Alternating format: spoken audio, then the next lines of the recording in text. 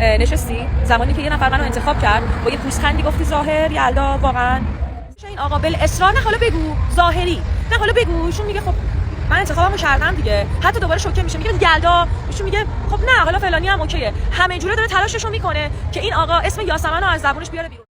بچه‌ها بیشوخی بهتون بگم، به نظر من شخصا یاسمن دختر حسودی هستش. یعنی من از همون اولم که رفته بودم با جاوید، یاسمن چندین بار خودش هم اعتراف کرد ولی نه جلوی خود من شخصا، که نسبت به جاوید یعنی شخصیت جاوید رو دوست داشته. پسری مثل جاوید که مثلا خیلی بها بده به دختر و اینا رو. واقعا پشت پرده درگیری نازنین و یاسمن چی بوده؟ چرا کار به افشای وایس ها و حتی پای پدر کیمیا کشیده شده؟ تا آخر این ویدیو بمون چون حرفایی میشنوی که هیچ جا نشنیدی. و اگه از این مدل افشاگری ها خوشت میاد لطفاً لایک کن تا ویدیو به افراد بیشتری نشون داده بشه. نازنین و یاسمن دو دوست صمیمی بعد از پخش عشق ابدی حالا تبدیل به بدترین دشمن ها شدن. ماجرا از جایی شروع میشه که یاسمن درباره نازنین گفته بود دروغگوئه و توی برنامه همش جنجال به پا میکرد. و بعد اون نازنین در تلگرامش گفته یاسمن دختر حسودیه و پشت سرش حرف زده. این کار نازنین باعث شد یاسمن بره پیوی نازنین و ازش طلبکار شه.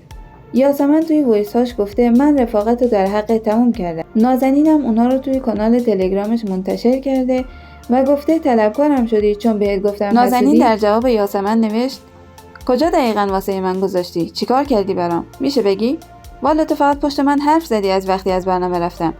گفتی بلیتتو میدم بیا ولی من که قبول نکردم. پس منت نذار. خوب شد قبول نکردم چون مشخص شد واسه همچین روزی بوده که منت بذاری. و همچنین توی کانالش گفت بچه‌ها بیشوخی بهتون بگم، به نظر من شخصا یاسمن دختر حسودی هستش. یعنی من از همون اولم که رفته بودم با جاوید، یاسمن چندین بار خودش هم اعتراف کرد ولی نه جلوی خود من شخصا، که نسبت به جاوید یعنی شخصیت جاوید رو دوست داشته. پسری مثل جاوید که مثلا خیلی بها بده به دختر و اینا رو دوست داشت، البته تا قبل از این که ببینه جاوید با همه اون رفتار رو داره. در ادامه نازنین افشا کرده که یاسمن حتی پشت صحنه بهش گفته انقدر به جاوید نچسب، شوهر نکردی که. نازنین گفت اون موقع از جاوید خوشش اومده بود و یاسمن حسادت میکرد چون خودش هم به جاوید علاقه داشت. نازنین گفته یاسمن فقط به عنوان یه دوست ظاهری بهش نزدیک شد تا ازش اطلاعات بگیره و بعد پشتش حرف بزنه. و خب یادتونم باشه یاسمن کسی بود که اومد توی اتاق کاستوم، توی اتاق لباس و به من گفت انقدر نچسب به جاوید، شوهر نکردی که. و من وقتی که گفتم من خب واقعا از جاوید خوشم اومده بود، اون موقع گولش رو خورده بودم، فکر می‌کردم شخصیت خوبی داره. وقتی که من بهش گفتم من از جاوید خوشم اومده و دخالت نکن، برگشت به من گفت پس خودت خواستی، خودت شروع کردی و یه جورایی منو تهدید کرد و بعد جلوی من رفت با عوامل برنامه صحبت کرد و ازشون پرسید که فینال کیه و فلان و بسار، که یعنی حست می‌کنیم. و بعدن احساس می‌کنم اومد با من دوستی کرد، فقط تو پوشش یه دوست می‌خواست به من نزدیک بشه که ببینه چی تو فکر من میگذره و شاید می‌خواست که همون ضربه‌ای رو که دیدید به من بزنه. خب یاسمن بعد از این که حذف شد ما خیلی با هم صحبت می‌کردیم و اینا، من خودم باهاش تماس می‌گرفتم، اون با من تماس می‌گرفت، حتی درد دل با هم می‌کردیم، راجع به خیلی چیزا با هم صحبت کردیم. من خودم حتی گفتم ما هیچ وقت نباید اون روز با هم دعوا می‌کردیم، چون اون روز من واقعا فقط قصد دفاع از یاسمن رو داشتم. اون روزی که لباس آبی تنم بود و می‌خواستم ازش در مقابل تعرض و سوء استفاده سجاد دفاع کنم، ولی خب اون خودش یهو موضوع رو انکار کرد و یه طوری throwed me under the bus، یعنی یه کاری کرد که من لاکار رفتم میدونین و خیلی دل منو شکست و بارها به من گفته بیا استانبول، بیا خونه من و این اواخر حتی به من زنگ زد قبل هالووین، گفت هالووین یه پلنی هست که اتفاقا ارگانایزر همون پلن هم ایونت پلنرش منو دعوت کرده بود داخل استانبول که بهشون و اتفاقا چون من خودم 8 سالی هم 8 سال استانبول بودم و خب 10 سال ترکیه بودم، 8 سال استانبول بودم، یه سال آلانیا بودم، یه سال کنیا بودم داخل ترکیه.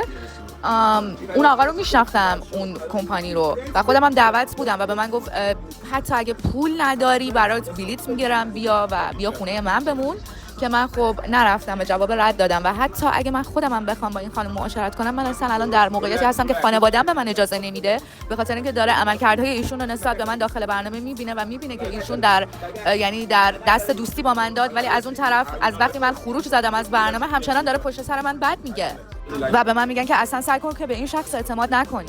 یاسمن اما ساکت نموند و توی کانال تلگرامش گفت بچه‌ها من امشب دوباره برای بار 100,000م به این نتیجه رسیدم که واقعا برای یه سری هر چقدر معرفت بذاری یه جوری قشنگ تر میزنن توش، میرینن بهش.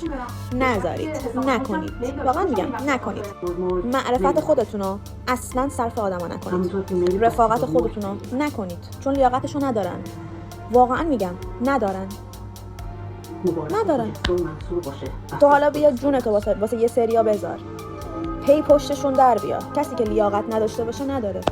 توی زندگیم همیشه اینجوری بودم که یاسمن اگه احساس میکنی جای اشتباه میکنی، به جای گند میزنی یا چه میدونم اشتباه میکنی کلا، یه جوری جبرانش کن، یه جوری برو طرف یارو رو بگیر، یه جا سعی کن جبران بکنی. اگه خودت قلباً احساس میکنی جایی داری کاری رو اشتباه میکنی، با اینکه من در کل توی زندگی مثلا کار خیلی بزرگ بدی نکردم، ولی واقعاً میگم نکنید. اصلا دلتون واسه هیچ کی نسوزه، اصلا عذاب وجدان نگیرید. اگه شاید یک تایمی یک کاری رو کردید شاید اصلا درست بوده باشه، چون آدما لیاقت خودشون رو نشون میدن. شما خودتون رو واسه هیچ کس حیف نکنید، فقط به فکر خودتون باشید. اینو جدی میگم، فقط به فکر خودتون باشید، خودخواه باشید. به خدا خودخواه باشید، تو زندگیتون خیلی به مراحل بالاتری میرسید. وقتی خودخواه باشید دیگه لازم نیست خودتون رو نه به کسی اثبات بکنید، نه واسه کسی دل بسوزونید، نه واسه کسی تره خورد کنید. خودخواه باشید دوستان. امشب من دوباره به این نتیجه رسیدم برای بار 100,000م به قرآن. اما جنجالی ترین بخش استوری نازنین بود که نوشت بابای یه بنده خدایی اومده به من دایرکت داده تو همه جات فیک و عمله و به زیبایی خدادادی دختر من حسادت میکنی. مشخص شد به کی رفته که انقدر دریده و متوهمه. خدا رو شکر من همه جام نچراله و حتی بینی من برعکس اون دختره فابریک خودمه. اونم که معلوم الحاله و حتی خودش یه چیزایی از گذشته‌اش تو پشت صحنه داشتی به یه بنده خدای دیگه میگفت که شنیدم پشمام ریخت. طرف من این همه قسمت از برنامه خارج شدم هنوز داره پشت من زر میزنه، عقده‌ای مریض. الان دیگه همه منتظرن ببینن آخر این دعوا چی میشه. نازنین توی آخرین لایوش گفت من دیگه سکوت نمیکنم، همه چی رو با مدرک میذارم بیرون. به نظرت حق با کیه؟ نازنین یا یاسمن؟ حتما نظرت توی کامنت ها بنویس تا با هم بررسیش کنیم. و اگه از این مدل افشاگری داغ خوشت اومد حتما ویدیو رو لایک کن و کانال رو سابسکرایب کن، چون قسمت بعدی قرار جنجالی تر از همیشه باشه.